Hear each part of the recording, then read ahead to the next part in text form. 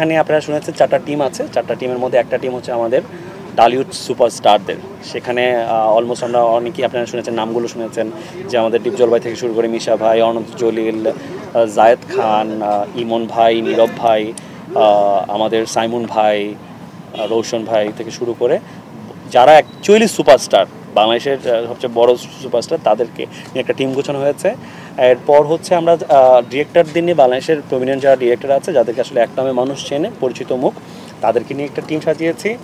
আর একটা টিম সাজিয়েছি নাটক এবং ওয়েব সিরিজের নায়কদের নিয়ে, এবং আরেকটা টিম হচ্ছে আমাদের কন্টেন্ট ক্রিয়েটর এবং ইনফ্লুয়েন্সারদের নিয়ে।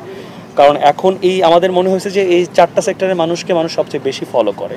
সো 4টা সেক্টরের মানুষকে আমরা এখানে ইউটিলাইজ করতে চেয়েছি।